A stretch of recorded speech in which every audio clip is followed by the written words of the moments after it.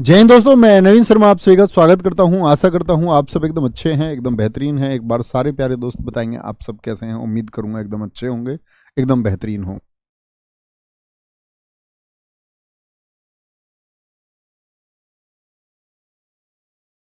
तो सारे दोस्तों का बहुत स्वागत है। और प्यारे बच्चे, हमारे इतिहास के जगह जगह पर जो कुछ टॉपिक छुटे हुए थे कल हमने किए थे, और आज अंतिम क्लास होगी ये इतिहास की। और मेरी कहानी भी चटक चुकी है यहाँ से, बीच में से इसमें क्रैक आ गया है। ठीक है, तो सारे दोस्तों का बहुत स्वागत है। शुरू करेंगे आज के हमारे कुछ बचे हुए टॉपिक हैं। जैसे बच्चे, तमिल साहित्य एक टॉपिक है, तमिल साहित्य एक टॉपिक है, ठीक है, उसको हम आज लोगों को समझ लेंगे। और आपका क्या बचा हुआ है तमिल साहित्य के अलावा, सोच के बताओ। तमिल साहित्य बचा हुआ है एक हमारा, हाँ, कन्नौज के लिए त्रिपक्षीय संघर्ष, कन्नौज के लिए त्रिपक्षीय संघर्ष। चलो, तो शुरू करेंगे आज की क्लास को। बहुत ध्यान से देखना। आप लोगों को मैंने कहा है कि तुमको कुछ लिखने की ज़रूरत नहीं है। मैं आपको महत्वपूर्ण मार्क करूंगा, पीडीएफ आपको मिली जाएगी, ठीक है। तो बस जस्ट बेसिक बेसिक इसको पढ़ना है, बेसिक बेसिक, है ना। जो महत्वपूर्ण है उसको मैं आपको बता ही दूंगा। चालुक्य वंश। अब हम बात करते हैं भैया, चालुक्य कहाँ थे? कर्नाटक में। तो ये कौन से दक्षिण के वंश चल रहे हैं? जैसे हमने विजयनगर को जाना था, ऐसे ही कर्नाटक जानते हो ना भारत में किधर है? तो भैया जानते हैं। तो कर्नाटक आपका दक्षिण में है। इसमें चालुक्य जो हुए हैं, 3 शाखाएं हुई हैं चालुक्यों की। एक वातापी के चालुक्य, जिनको हम बोलते हैं चालुक्यों की मुख्य शाखा। जानते हो ना कि यहाँ गुजरात, महाराष्ट्र और इसके नीचे कर्नाटक है। तो इस वाले हिस्से में थे भारत के। तो एक तो वातापी के चालुक्य, वातापी के चालुक्य मतलब इनकी राजधानी वातापी रही, कर्नाटक में वातापी जगह। वेंगी के चालुक्य, क्या बोलोगे? वेंगी के चालुक्य, जिनको हम पूर्वी चालुक्य बोलते हैं, यानी इस साइड चालुक्य थे। एक है पश्चिमी शाखा, ये है पश्चिमी शाखा आपका इस साइड में। वेस्ट और ईस्ट तो जानते होंगे ना, हाँ जी। तो ये 3 शाखा हुई, कौन कौन सी बोले एक बार? चालुक्यों की 3 शाखा कौन कौन सी हुई भैया? एक तो थी इनकी शाखा वातापी, क्या बोलोगे? वातापी, यानी कि जो इनकी मुख्य शाखा है। मुख्य शाखा, तो मुख्य शाखा में अगर बात करें, पूर्वी शाखा कौन सी है? वो आपका क्या बोलोगे? पूर्वी शाखा भैया हमारी वेंगी है। पश्चिमी शाखा कौन सी है? हमारी कल्याणी है, ठीक है। 3 शाखाएं थी। आगे चलेंगे। अब सबसे पहले जानेंगे बादामी के चालुक्यों को। कौन है? ध्यान रखेंगे। बादामी यानी कि वातापी के जो चालुक्य हैं, उनका संबंध कहां से था? बीजापुर, कर्नाटक से। बादामी के चालुक्यों के बारे में जानकारी महाकूट अभिलेख से मिलती है। बहुत बार पूछा जाता है कि बादामी के, यानी बादामी जो स्थान था कर्नाटक में, वहां पर जो चालुक्य वंश था, उसकी जानकारी किस अभिलेख से मिलती है? ठीक है, आगे कहेंगे। और इसी को हम बोलते हैं मुख्य शाखा। शासनकाल रहा है बादामी के चालुक्यों का 543 से 757, 757, ठीक है। संस्थापक कौन है चालुक्य वंश के, या बादामी के चालुक्य कहे? जब मुख्य शाखा है तो जरूरी नहीं है कि हर बार बादामी के चालुक्य देगा। कई बार लिख के दे देता है सिर्फ चालुक्य वंश के संस्थापक कौन है। तो इसका मतलब कौन से वंश को जानना चाह रहा है? जो मुख्य शाखा है, जो मुख्य ब्रांच थी इनकी, चालुक्य वंश की शाखा, ठीक है। चालुक्य वंश की शाखा के बारे में पूछना चाह रहा है, यानी चालुक्य वंश का संस्थापक कौन है, ये भी लिख के दे देगा आपको। क्या आंसर करेंगे भैया? पुलकेशिन प्रथम ने इसकी स्थापना की। पुलकेशिन प्रथम के जो पूर्वज थे वो जयसिंह राणा, कदम्ब, जयसिंह राणा राग कदम्ब शासकों के अधीन थे। कदम्ब शासक भी दक्षिण के शासक थे। अधीन का मतलब उनके सामंत थे या उनके टैक्स के अधीन वो जीवन जीते थे। ओके, आगे आएंगे। बहुत गुड मॉर्निंग बच्चों, आगे आएंगे। पुलकेशिन प्रथम ने स्वयं को किससे मुक्त कराया? बोलेंगे किससे मुक्त कराया? कदम्ब शासकों से। क्या बोलोगे? कदम्ब शासकों से खुद को मुक्त करा लेता है और कहता है कि मैं अपना एक अलग साम्राज्य स्थापित करूंगा। कदम्ब शासक भी कहाँ थे? क्या बोलोगे? कदम्ब शासक भी कर्नाटक में ही थे। और कदम्ब शासकों की राजधानी हुआ करती थी बनवासी। दिल्ली पुलिस 2020 पूछा हुआ है। कदम्ब साम्राज्य की राजधानी बनवासी, जिसको वैजंती के नाम से भी जाना जाता था, इसके संस्थापक थे मयूर शर्मा, जिन्होंने 18 अश्वमेध यज्ञ कराए थे। तो कहने का मतलब है कि चालुक्य किन के अधीन थे दोस्त? कदम्ब शासकों के अधीन थे। कदम्ब शासक जिनकी राजधानी कहाँ हुआ करती थी? वैजंती। वैजंती या बनवासी कर्नाटक में ही। इसने बोला कि हम कदम्बों के अधीन नहीं रहेंगे, इनके पूर्वज थे, इसने खुद को स्वतंत्र करा लिया। स्वतंत्र करा लिया और गद्दी पर आ गया पुलकेशिन प्रथम। बहुत बार पूछा जाता है मित्र, पुलकेशिन प्रथम जब गद्दी पर आया तो किस वर्ष में आया था?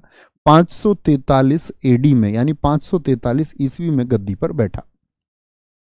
पुलकेशिन प्रथम जब गद्दी पर बैठता है तो कुछ उपाधियां धारण करता है। श्री पृथ्वी वल्लभ, रणविक्रम और रणविक्रम उपाधि के धारण करने के बाद में क्या आता है? इसके पुत्र, क्या बोला मैंने, 543 से लेकर के 566 तक पुलकेशिन प्रथम है। क्या बोलोगे? 543 से लेकर के 566 तक, 566 एडी तक कौन रहा? आपका पुलकेशिन प्रथम रहा। लेकिन पुलकेशिन प्रथम की मौत के बाद में किसने शासन किया? वो कीर्तिवर्मन था। किसका बेटा है? ये पुलकेशिन प्रथम का बेटा था। कब से कब तक गद्दी पर रहा? 566 से 597। और इसका जो दूसरा पुत्र है, क्या बोलोगे? इसका जो दूसरा पुत्र है उसका नाम है मंगलेश। ये दूसरा बेटा है, ठीक है। इसने शासन किया 597 से लेकर 610 तक। दोनों कौन है? भाई भाई। और कीर्तिवर्मन का जो पुत्र है, कीर्तिवर्मन का जो बेटा है उसका नाम है, इसके बेटे का नाम है पुलकेशिन द्वितीय। सबसे ज्यादा प्रश्न पुलकेशिन द्वितीय से पूछे जाते हैं। कैसे? पुलकेशिन द्वितीय है तो पुलकेशिन द्वितीय जब आपका गद्दी पर आएगा, कीर्तिवर्मन ने अपने क्षेत्र के विस्तार करते हुए मौर्य शासकों को हराया था। उपाधि इसकी सत्याश्री और रणपराक्रम थी। एक अश्वमेघ यज्ञ इसने कराया था, एक वाजपेयी यज्ञ कराया था। जैसे अश्वमेघ यज्ञ में क्या होता था? घोड़ों को छोड़ा जाता था। वाजपेयी यज्ञ में क्या होता था मित्र? वाजपेयी यज्ञ भी इसी प्रकार का कि राजा ने जब कोई अनुष्ठान पूरा कर लिया उसकी पूर्ति के लिए वाजपेयी यज्ञ का आयोजन होता था। जो कीर्तिवर्मन था इसने अपनी राजधानी कहां बना दी? बादामी। जब इनकी राजधानी बादामी प्रसिद्ध हुई तो इसीलिए बादामी को ही हम मित्र वातापी कहते हैं। वातापी के चालुक्य ये कहलाए। क्या कहलाए? वातापी के चालुक्य ये कहलाए, ठीक है। इनकी राजभाषा जो रही चालुक्यों की वो कौन कौन सी? कन्नड़ भाषा और संस्कृत भाषा को इन्होंने क्या किया? चरम पर रखा। अब आते हैं, ध्यान से देखेंगे। अगर मैं बात करूं चालुक्य वंश की, मुझे बताएं संस्थापक कौन है चालुक्य वंश के? आप कहेंगे चालुक्य वंश की जो नींव रखी भैया कदम्ब शासकों से मुक्त होकर पुलकेशिन प्रथम ने। मित्र जो मेरे दोस्त ध्यान दे रहे थे बताएंगे पुलकेशिन प्रथम गद्दी पर कब बैठा? आप बोलेंगे 543 से लेकर के 566 तक ये गद्दी पर बैठता है। यही मैंने आपको बताया। क्या बोलेंगे? 543 से लेकर के 566 गद्दी पर बैठता है, ठीक है। ठीक है मित्र, फिर उसके बाद में पुलकेशिन प्रथम के बाद में कौन गद्दी पर आता है आपका? इसका पुत्र था आपका कीर्तिवर्मन, गद्दी पर आया। कीर्तिवर्मन ने भी अपने साम्राज्य का विस्तार किया और 566 से 97 तक। कीर्तिवर्मन के बाद में कीर्तिवर्मन का भाई मंगलेश, कौन? मंगलेश शासन में आया। मंगलेश कब तक गद्दी पर रहा? आप कहें भैया क्या इनके वर्ष याद करने जरूरी हैं? नहीं, मैं कहूंगा नहीं, सिर्फ इनके संस्थापक को देख लो। वर्ष दक्षिण के राजाओं के कभी नहीं पूछता इतिहास। तो 597। अब बात मैं फोकस कराना चाह रहा हूं 610 पे, क्योंकि 610 आपको याद करना ही है। ये दक्षिण का एक महान शासक हुआ पुलकेशिन द्वितीय। पुलकेशिन द्वितीय गद्दी पर जब आया, पुलकेशिन द्वितीय किसका बेटा है? कीर्तिवर्मन का। लेकिन जब ये गद्दी पर आता है तो क्या कीर्तिवर्मन शासन कर रहा था 610 में? आप कहेंगे नहीं भैया, इस समय तो मंगलेश का शासन है। मंगलेश कौन लगेगा पुलकेशिन द्वितीय का? बताएंगे। तो इसने अपने चाचा मंगलेश की हत्या कर दी और गद्दी पर बैठा। उपाधि धारण की परम भट्टारक महाराजा धीराज। और सबसे इंपॉर्टेंट है इसका ऐहोल या ऐहोड़ अभिलेख, जो इसने 634 में जारी कराया। इसके एक दरबारी कवि थे रवि कीर्ति। रवि कीर्ति ने जारी किया है ऐहोल अभिलेख को। ऐहोल अभिलेख स्क्रिप्ट किस भाषा में लिखी गई है? संस्कृत में। पुलकेशिन के विजय अभियान बताता है और हर्षवर्धन की पराजय के बारे में जानकारी मिलती है। मैंने जब राजा हर्षवर्धन आपको पढ़ाए थे मित्र, याद करिए, याद करिए कि जब आपका हर्षवर्धन को हम पढ़ रहे थे तो मैंने क्या कहा था आपसे कि हर्षवर्धन उत्तर को तो जीत चुका था, उत्तर को जीत चुका था तो कहाँ जाना चाहता था? दक्षिण में। तो नर्मदा नदी के किनारे कब, किस वर्ष युद्ध हुआ था? तो आप कहेंगे भैया हमने वहां पढ़ा था नर्मदा नदी के किनारे 618 एडी में एक युद्ध हुआ और हर्षवर्धन को हरा दिया गया। यानी हर्षवर्धन नदी को पार न कर पाया, नर्मदा नदी को, दक्षिण वह कभी नहीं गया, वह वापस उत्तर की तरफ ही लौट गया। तो ये कौन व्यक्ति था जिसने हर्षवर्धन को हरा दिया था? इसीलिए इसने दक्षिण जाने का जब रास्ता रोक दिया तो इसको बोला गया दक्षिण पथेश्वर। दक्षिण के पथ पर इसने रोक लगा दी कि कोई अब उधर नहीं जाएगा। तो इसने शासन किया है आपका, यह भी प्रश्न पूछा गया है कि 32 वर्षों तक, मतलब कितने वर्षों तक शासन किया पुलकेशिन द्वितीय ने। ठीक है, कोई दिक्कत? ए होल अभिलेख। आगे आएंगे। पुलकेशिन द्वितीय ने 2 राजधानी बनाई, वातापी और वेंगी। वेंगी जो राजधानी थी, वेंगी मैंने क्या बोला था? वेंगी पूर्वी चालुक्य है। कौन से? ईस्ट में चालुक्य हैं और ये इसका भाई था। इसने वेंगी गिफ्ट किया अपने भाई को और अपने भाई विष्णुवर्धन को सौंप दिया। तो वेंगी के चालुक्यों का जो संस्थापक हुआ यानी पूर्वी चालुक्यों का, वो विष्णुवर्धन हुआ, इसको गिफ्ट मिल गया। अच्छा, फिर पुलकेशिन द्वितीय सोचता है कि भाई पुलकेशिन द्वितीय ने उत्तर के राजाओं को तो रोक लिया, नर्मदा नदी के तट पर हर्ष को रोक लिया, लेकिन ये अपने साम्राज्य को बढ़ाना चाह रहा है दक्षिण में। ये सोच रहा दक्षिण में सिर्फ मेरा शासन हो। तो इसके लिए इसने तमिलनाडु का प्रसिद्ध शहर था कांची। जैसे दोस्त मैंने बताया था ना, उत्तर में किस शहर के लिए मारकाट रही? उत्तर में मैंने बताया सेंट्रल रहा व्यापार का कन्नौज। तो उत्तर के राजाओं में जो संघर्ष होता था वो कन्नौज के लिए होता था। ऐसे ही दक्षिण के राजाओं में जो संघर्ष हुआ है वो कांची के लिए हुआ है, क्योंकि कांची, इसके बारे में हर्षवर्धन ने भी लिखा है कि कांची दक्षिण में व्यापार का सबसे महत्वपूर्ण नगर था। क्या बोलेंगे? उस समय कांची के शासक कौन थे जब इसने आक्रमण किया? महेंद्र वर्मन। तो क्या पुलकेशिन द्वितीय उसमें सफल हुआ? नहीं। कांची पर जो आक्रमण इसने किया उसमें यह असफल रहा। महेंद्र वर्मन के उत्तराधिकारी था, उसका बेटा था नरसिंह देव वर्मन। नरसिंह देव वर्मन ने पुलकेशिन द्वितीय को बहुत बुरी तरह हराया था, बहुत बुरी तरह। तो किसके द्वारा हरा दिया गया? क्या बोलेंगे? आपका भैया नरसिंह देव वर्मन के द्वारा हरा दिया गया। इसके बाद में पुलकेशिन के उत्तराधिकारी हैं ये पुलकेशिन द्वितीय। पिक्चर क्लियर हुई कि ये उत्तर के भारत के जो शासक है उनको तो हरा देता है लेकिन दक्षिण के शासकों को नहीं हरा पाता। पुलकेशिन द्वितीय के उत्तराधिकारी हैं ये कुछ। इन उत्तराधिकारी में से आप विनयादित्य का नाम बिल्कुल भूल सकते हैं। बहुत सारे शासक हुए। विनयादित्य के बाद में एक शासक हुए, कहां पर? आपके चालुक्यों में ही, विजयादित्य। ये वो शासक हैं जिन्होंने कांची को जीता। आप समझ रहे हैं? पुलकेशिन भी सफल नहीं हो पाया दक्षिण के महत्वपूर्ण नगर कांची पर कंट्रोल करने में। तो विजयादित्य ने क्या किया? इसने कांची को अधीन कर लिया, यानी दक्षिण का जो महत्वपूर्ण नगर था वो किसके कंट्रोल में हो गया? चालुक्यों के कंट्रोल में हो गया विजयादित्य ने। क्यों? क्योंकि नरसिंह देव वर्मन एक मजबूत शासक थे, उनके जीते जी ना हरा पाए चालुक्य उनको। परमेश्वर द्वितीय था उस समय, उसको हरा दिया। कहने का मतलब है कि पूछे कांची अभियान में कौन असफल रहा? तो आप कहेंगे असफल रहा जी पुलकेशिन द्वितीय। मैं कहूं कांची अभियान में सफल कौन रहा? तो आप कहेंगे विजयादित्य का, जिसने कांची के अभियान को एक सफल अभियान बनाया, उसका संबंध चालुक्यों की किस शाखा से है? आप कहेंगे भैया वो वातापी का चालुक्य था, जिनकी राजधानी बादामी या वातापी थी। ठीक है। कीर्तिवर्मन द्वितीय चालुक्य वंश का अंतिम शासक है। ये चालुक्य वंश का, यानी कौन से चालुक्य का? बादामी के चालुक्य का अंतिम शासक था। और इसको हराकर एक दंती दुर्ग नाम का सेनानायक था, उसने राष्ट्रकूट वंश की स्थापना की। राष्ट्रकूट वंश हम आज ही पढ़ेंगे कन्नौज के लिए त्रिपक्षीय संघर्ष में। वेंगी के चालुक्य देख लीजिए। वेंगी के चालुक्य, इनको पूर्वी चालुक्य कहते हैं। मैंने बोला विष्णुवर्धन को ये गिफ्ट में दिया। किसने गिफ्ट दिया था?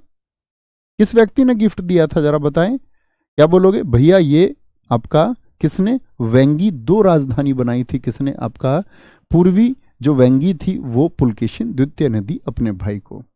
एक थे कल्याणी के चालुक्य। कल्याणी के चालुक्य किधर थे? ये केरल की तरफ थे। ठीक है, ऐसे बोलते हैं। यानी कि जो सेंट्रल कर्नाटक था आपका, वहां सेंट्रल कर्नाटक पे बैठे हुए थे कौन आपका, क्या बोलोगे, वातापी के चालुक्य। जो पूर्व की तरफ आंध्र प्रदेश है, इधर वेंगी के चालुक्य थे, उन्होंने कंट्रोल कर लिया था।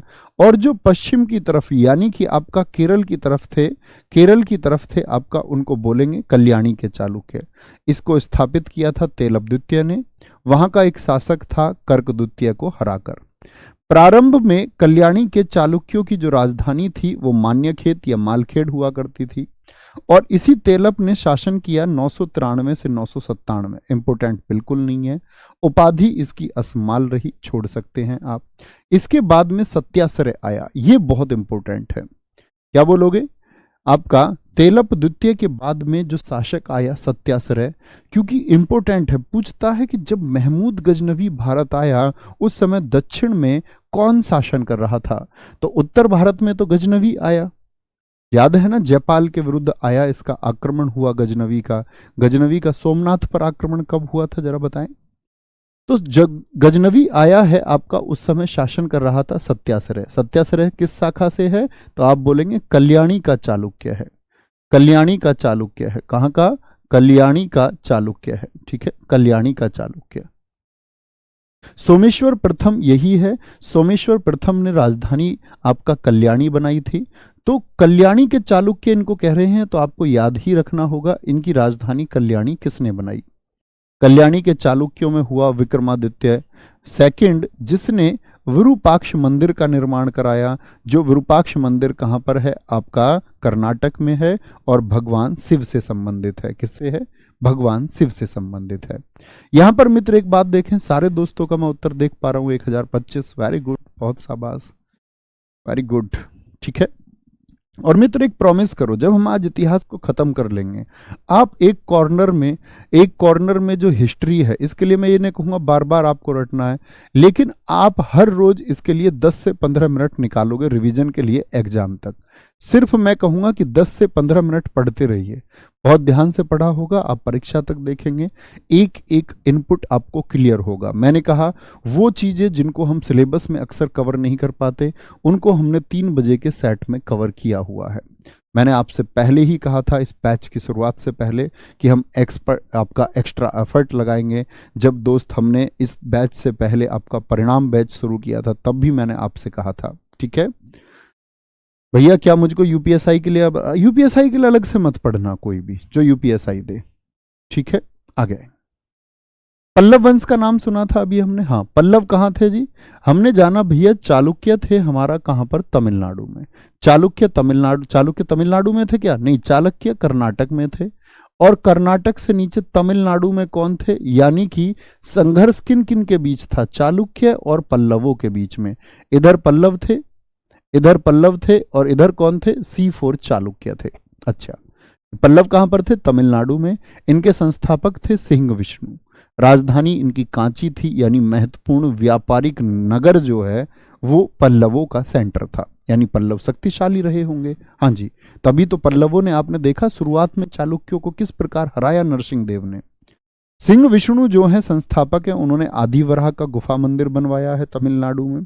दरबारी कवि इनके भारवी थे, जिनकी पुस्तक है करार्तार्जुनियम। क्या बोलोगे, करार्तार्जुनियम बहुत पूछी जाती है। महेंद्र वर्मन, क्या बोलोगे, महेंद्र वर्मन प्रथम के समय पल्लव और चालुक्यों के मध्य संघर्ष शुरू हुआ। नरसिंह देव वर्मन, जिन्होंने किसको हराया था, पुलकेशिन को हराया था। इन्होंने महाबलीपुरम के रथ मंदिर तमिलनाडु में बनवाए, बहुत इंपॉर्टेंट है, बहुत पूछे जाते हैं। किसने बनवाए, नरसिंह देव वर्मन ने। नरसिंह देव वर्मन ने ही कांची के कैलाश मंदिर का निर्माण कराया। और दंडी विद्वान इनके समय पर रहता था, और दंडी की पुस्तक है, मैंने कई बार 3 बजे के सेट में कराई है, 10 कुमार चरितम। क्या बोलोगे, 10 कुमार चरितम, ठीक है, 10 कुमार चरितम। हाँ जी, कल से स्टैटिक जी के हम शुरू करेंगे, ठीक है, ओके, कोई दिक्कत, कोई परेशानी। संगम साहित्य मैं आज गाइड करूंगा आपको स्टैटिक जीके के लिए, 2 मिनट निश्चिंत रहिए। संगम साहित्य जो 100 एडी से 300 एडी के बीच रहा। तो अब तक हमने जाना चालुक्य और पल्लवों के बारे में। संगम साहित्य से दिल्ली पुलिस में क्वेश्चन पूछे गए 2020 में, अभी बताऊंगा कौन कौन से प्रश्न थे। संगम साहित्य का जो मूल विषय रहा है वह रहा है वीरता और प्रेम। इसका मुख्य ग्रंथ है संगम साहित्य का तिरुवल्लूर। तिरुवल्लूर ये लेखक का नाम है, इसने लिखा है तिरुकुलर ग्रंथ। अब आप कहेंगे तमिल साहित्य क्या है? जैसे बच्चे हिंदी साहित्य जानते हो, हिंदी साहित्य में कबीर दास, सूरदास, जयशंकर प्रसाद, मुंशी प्रेमचंद आदि लेखक हैं, वो उत्तर भारत के लेखक हैं। तो दक्षिण भारत के जो लेखक थे उनको बोलते तमिल लेखक। क्या बोलेंगे? तमिल लेखक। तो ये संगम साहित्य कितने वर्षों तक रहा? 100 से 300 एडी, तो लगभग 200 वर्षों का। तो इस दौरान एक जो पुस्तक बनी है जिसको बोलते तिरुकुलर, इसको इतनी प्रसिद्धि मिली कि इसको संगम का यानी तमिल संगम का बाइबल, संगम की गीता, संगम का उपवेद और संगम का पंचवेद कहा जाता है। संगम का पंचवेद भी कहा जाता है। ठीक है, ठीक है। तो भैया ये तमिल जो तमिल काल था यानी संगम काल था, इसमें जो इंपॉर्टेंट रचनाएं हुई वो बड़ी महत्वपूर्ण है। और उन रचनाओं की अगर हम बात करें तो एक है जैन धर्म से संबंधित शिल्पादिकारम ग्रंथ। शिल्पादिकारम ग्रंथ के जो लेखक हैं वो कौन हैं? वो इलंगो अदिगल हैं। दिल्ली पुलिस 2020 पूछा गया प्रश्न है, शिल्पादिकारम के लेखक कौन हैं? शिल्पादिकारम के। और बच्चे दक्षिण में ये रचना जो है ना, दक्षिण में जो ये रचना है ना वो बहुत महत्वपूर्ण है, बहुत शानदार है। कैसे जी? इसमें पात्र है, एक पात्र है कोवलन व्यापारी। क्या बोलोगे? एक मर्चेंट था कोवलन व्यापारी, और दक्षिण भारत की पत्नी, दक्षिण भारत की पार्वती सॉरी, उसकी पत्नी कन्नगी को कहा जाता है, कन्नगी को। और माधवी उसकी पत्नी का नाम है। माधवी क्या बोलोगे? पत्नी का नाम, सॉरी माधवी पत्नी का नाम नहीं है भैया, माधवी तो प्रेमिका हो गई। ये यहां पत्नी गलत लिख गया है, देखेंगे। क्या बोलोगे? एक मिनट, इसको एडिट कर देते हैं क्योंकि यहां से प्रश्न पूछा जाता है। माधवी कौन है? उसकी प्रेमिका है, माधवी प्रेमिका है। ठीक है, ये लिखेंगे।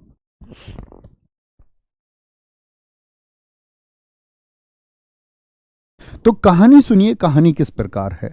एक व्यापारी था आपका कोवलन, बहुत अच्छा व्यापार उसका चलता था, बहुत शानदार व्यापार चलता था। इतना शानदार व्यापार कि देश के विभिन्न कोनों में आना जाना लगा रहा।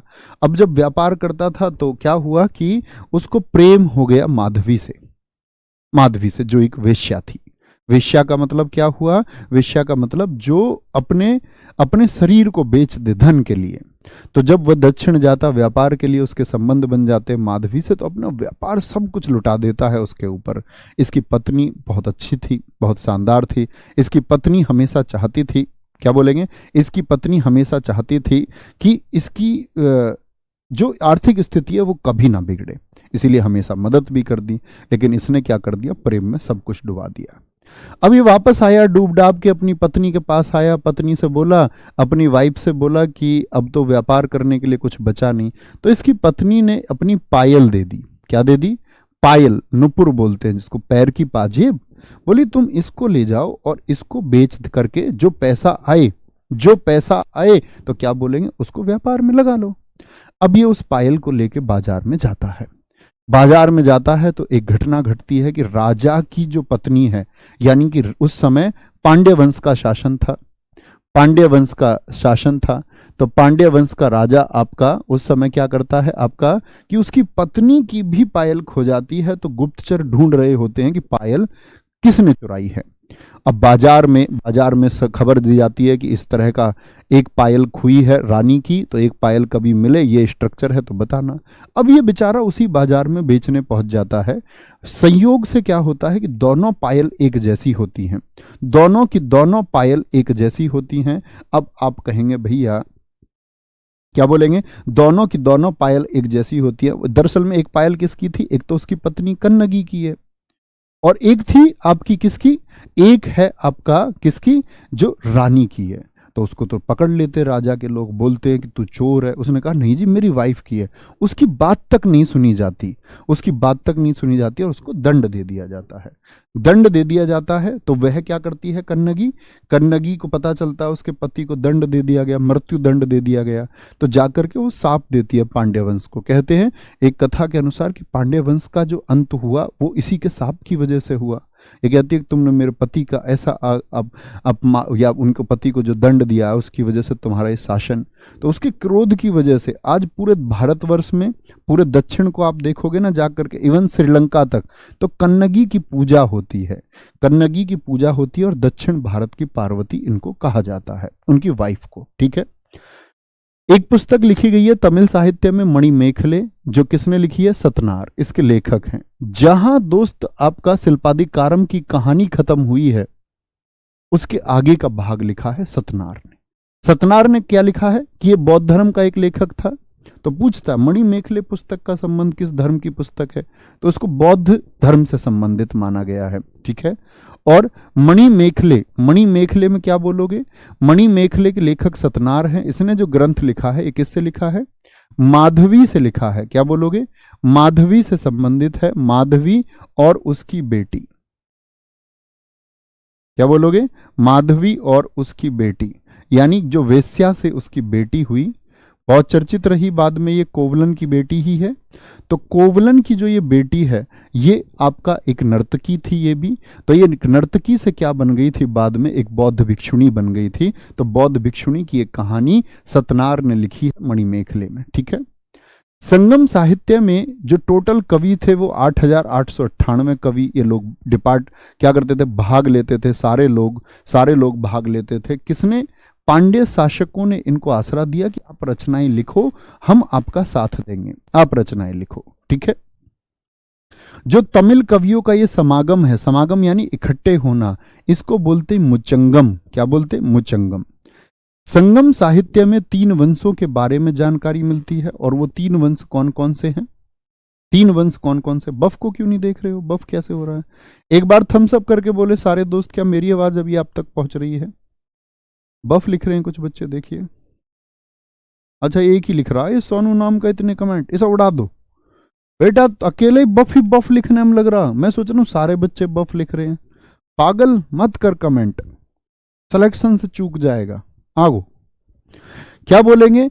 संगम साहित्य में 3 वंशों के बारे में जानकारी मिलती है। कौन कौन से? यानी तमिल साहित्य में चेर, चोल, पांड्य, इनके बारे में जानेंगे। चेर, चोल, पांड्य। 3 संगम परिषद आयोजित हुई। पहली जो परिषद हुई, पहले जो ये तमिल कवि बैठे लेखन के लिए कि हमको अपना इतिहास लिखना है, पहले बैठे मदुरै में, ये तमिलनाडु में ही है। क्या बोलोगे? मदुरै में। अगस्त ऋषि इसके अध्यक्ष बने। कोई प्रमाण यानी कोई ग्रंथ नहीं है इसका, उस समय का कोई ग्रंथ हो। लेकिन दूसरे में कपाटपुरम, दूसरा कपाटपुरम में क्या हुआ कि तोलक्कापियम, जो दक्षिण भारत का पहला व्याकरण ग्रंथ है, जिसको दक्षिण की सबसे पुरानी रचना भी माना जाता है, जिसमें भारत के जैसे शास्त्रों में 8 प्रकार के विवाह बताए गए हैं, उसी प्रकार इस तोलक्कापियम में भी 8 प्रकार के विवाह बताए गए हैं। कब लिखा गया? दूसरी परिषद। दूसरी परिषद कहाँ हुई जी? कपाटपुरम में। पहली और तीसरी दोनों मदुरै में। पहली के ऋषि आपका ऋषि अगस्त ऋषि नहीं थे, अगस्तस्य ऋषि हैं, अगस्तस्य ऋषि। और आपका क्या बोलोगे? नकीर तीसरी के अध्यक्ष रहे। तो प्रमुख ग्रंथ कौन सा लिखा गया है? वो तोलक्कापियम। तोलक्कापियम की रचना आपसे पूछे, तोलक्कापियम की रचना जो किसने की थी, तो क्या बोलोगे? तोलक्कापियर ने की थी। अपने नाम के जैसे ही ये पुस्तक लिख देते थे। क्या बोलोगे? तोलक्कापियर ने क्या की थी? तोलक्कापियम की रचना की थी। तोलक्कापियर इसका लेखक है। तमिल के बारे में लिखा, दक्षिण के बारे में लिखा। तो पहला राजवंश आता है आपके सामने, चोल राजवंश। कौन कौन से 3 बने इसमें? चेर, चोल और पांड्य। तो जो चोल राजवंश है आपका, एक था आपका चेर और एक है पांड्य। इन तीनों के बारे में जानकारी हमको कहां से मिलती है? वो तमिल साहित्य से मिलती है। तमिल साहित्य दोस्त क्या था आपका? 100 से 300 एडी तक, 100 से 300 एडी के मध्य लिखा गया। इसमें तमिल कवियों को पहले 3 मीटिंग की गई। पहली मदुरै में की गई, मदुरै में। दूसरी आपका कपाटपुरम में, क्या बोलोगे? कपाटपुरम में की गई। ठीक है। दोनों के अध्यक्ष ऋषि अगस्त्य रहे। तीसरी आपका मित्र की गई नकीर, जिसके अध्यक्ष थे कहां पर? फिर से मदुरै में। इस दौरान बहुत सारी रचनाएं हुई। मैंने आपको बताया, एक जैसे अभी तोलक्कापियम रचना कब लिखी गई? तमिल साहित्य के दौरान। एक मैंने शिल्पादिकारम बताई इलंगो अधिकल की, क्या बोलोगे? शिल्पादिकारम किसकी है? इलंगो अधिकल की रचना है, ठीक है। एक मैंने रचना आपको बताई किसकी? मणिमेखले, किसकी है? मणिमेखले। मणिमेखले किससे आगे की कहानी है भैया? शिल्पादिकारम से आगे की कहानी है, जिसको किसने लिखा है? सतनार ने, ठीक है, क्योंकि वो तो मारा जा चुका, तो उसकी जो वेश्या पत्नी है और उसकी बेटी की कहानी है, ठीक है। चोल वंश के संस्थापक थे विजयालय। विजयालय शासनकाल याद करने की जरूरत नहीं है। इनका एक राज चिन्ह था, यानी एक चिन्ह के तहत इन्होंने शासन किया। क्या बोलेंगे? वो चोल है। राजधानी इनकी मल्लनूर, उरेयूर, पुहार, इतनी सारी राजधानी भैया, और फिर तंजौर। हाँ, ये इनकी राजधानी बदलती रही हैं, बहुत सारे राजाओं ने बदली हैं, लेकिन कभी भी सिर्फ आपसे पूछ ले चोल वंश की राजधानी क्या थी, तो मुख्य राजधानी तंजौर थी। क्या बोलोगे? मुख्य राजधानी तंजौर थी, ठीक है। चोल वंश के संस्थापक किसने किया है? क्या बोलोगे? आपका चोल वंश के संस्थापक विजयालय थे, जिनकी उपाधि नरकेसरी है, नरकेसरी। चोलेश्वर मंदिर का निर्माण इन्होंने ही कराया। ये दरअसल में पल्लवों के मंत्री थे। पल्लव जानते हो ना? पल्लव कहाँ थे? तमिलनाडु में। तो चोल वंश जो विकसित हुआ वो तमिलनाडु क्षेत्र में ही विकसित हुआ, ठीक है, इसीलिए तमिल साहित्य में आता भी है। इसके बाद में शासक बना कराईकल, जो सबसे प्रतापी शासक रहा। आपसे पूछे चोल वंश का प्रतापी शासक। और उत्तर भारत पर देखो, अब तक क्या हुआ था कि उत्तर भारत के जितने भी शासक थे, उत्तर भारत के जितने भी शासक थे, वो दक्षिण में जाने का प्रयास करते थे, दक्षिण में जाने का प्रयास करते थे। जैसे हर्षवर्धन ने भी प्रयास किया, बहुत सारे राजाओं ने, आप देखोगे, लेकिन आप बहुत कम पाएंगे कि दक्षिण के राजा उत्तर की तरफ आए हों, दक्षिण के राजा उत्तर की तरफ आए हों। क्या बोलेंगे आप? ऐसा देखने को नहीं मिलता, बहुत कम शासक हैं। उनमें से सबसे पहला शासक है आपका कराईकल, जिसने उत्तर भारत पर आक्रमण करके मगध और अवंती को जीता। आपने देखा हो कभी, आपने अभी मूवी आई थी पोन्नी सेल्वम, PS1 और PS2, नहीं देखी हो तो देखना, वो यही चोल साम्राज्य के ऊपर ही कहानी है, ठीक है। आगे आएंगे। PS1 देखी थी अभी? नहीं, ऐश्वर्या राय की, विक्रम की, नहीं देखा होगा शायद, ठीक है। आगे आएंगे, कोई दिक्कत? क्या बोलेंगे? वेणी का युद्ध। क्या बोलेंगे जी? वेणी का युद्ध। आगे यहां देखेंगे बच्चे, यहां पर एक बात समझ में नहीं आई, एक मेरे मित्र को एक बात समझना चाह रहा है, ठीक है। यहां पर मैंने बोला कि इन्होंने 8,898 कवियों ने भाग लिया, जिन्होंने पांड्य शासकों ने आश्रय दिया। अब मित्र यहां पर आप एक बात समझेंगे, आप कहेंगे भैया पांड्य शासक जो आश्रय दे रहे हैं, यानी कि जो आपका यहां पर संगम साहित्य लिखा गया है, तो उस साहित्य को आश्रय दिया गया है। लेकिन अगर तमिल रचनाओं की बात करें तो वो उन 200 सालों के बीच में हुई है मित्र। लेकिन जो रचनाएं 200 सालों के बीच में हो गई, क्या उसके बाद में तमिल कवि नहीं रहे? क्या तमिल कवि उसके बाद में नहीं रहे? पांड्यों के तहत ही बच्चे, क्या बोला? तमिलों के समय तो 3 रचनाएं लिखी गई, आपका 3 परिषद हुई हैं जब तमिल साहित्य लिखा गया। लेकिन जो मैं आपको बता रहा हूं कि शिल्पादिकारम या इलंगो अधिगल, जो मैं आपको बता रहा हूं शिल्पादिकारम के लेखक मणिमेखले की रचना, ये पांड्य वंश के दौरान हुई है। तो उस समय पांड्य वंश ने तमिल कवियों को आपका क्या दिया है? संरक्षण दिया है, ठीक है। कराईकल हुआ, इसने नॉर्थ को जीता। मगध की राजधानी क्या थी बताएंगे एक बार? अवंती की राजधानी क्या थी? इनको इसने जीत लिया था, यानी मध्य प्रदेश उत्तर प्रदेश तक पहुंच गया। यह हुआ था वेणी का युद्ध, जिसमें इसने उत्तर भारत के राजाओं को हराया। पुहार बंदरगाह तमिलनाडु में बनवाया, यानी कि व्यापार की दृष्टि से भी मजबूत थे। आदित्य प्रथम, जिनको हम कोदंड राम के नाम से जानते हैं, ये आए इसके बाद में कराईकल के, और इन्होंने पल्लवों का एक शासक था अपराजित वर्मन को हराया। यानी आप देखेंगे चोल किससे ज्यादा मजबूत हो गए? वर्मन वंश से ज्यादा मजबूत हो गए। परांतक प्रथम आया, इसने परांतक प्रथम ने किसको हराया? इनके बाद में पांड्य शासकों को हराया, और तंजौर का चिदम्बरम मंदिर भी बनवाया। याद करने योग्य बातें नहीं है, ठीक है। राष्ट्रकूट शासकों कृष्ण प्रथम ने गंगों के साथ मिलकर परांतक प्रथम को हरा दिया। देखो परांतक जीता। परांतक कौन सा शासक है? ये चोल शासक है। लेकिन इसने तो हरा दिया पांड्यों को। लेकिन एक राष्ट्रकूट शासक है, हम अभी पढ़ेंगे राष्ट्रकूटों के बारे में। राष्ट्रकूट शासक था कृष्ण प्रथम ने गंगों के साथ मिलके, गंग वंश के लोगों के साथ मिलके परांतक प्रथम को हरा दिया, और जो उत्तरी क्षेत्र था वो छीन लिया था राष्ट्रकूटों ने। किससे? तो आपसे कभी पूछे चोलों से आपका उत्तरी क्षेत्र किसने छीना था या किस वंश से छीना था? तो किस वंश ने छीना था? आप कहेंगे भैया राष्ट्रकूटों का शासक कृष्ण प्रथम ने परांतक प्रथम को हरा के छीना था। राजराज प्रथम आया, बहुत इंपॉर्टेंट है, बहुत प्रतापी शासक था। वृहदेश्वर मंदिर का निर्माण कराया। वृहदेश्वर मंदिर जो भगवान शिव के लिए बच्चे बहुत प्रसिद्ध मंदिर है, बहुत प्रसिद्ध मंदिर है, ठीक है। स्टैटिक जीके में भी मैं आपको पढ़ाऊंगा।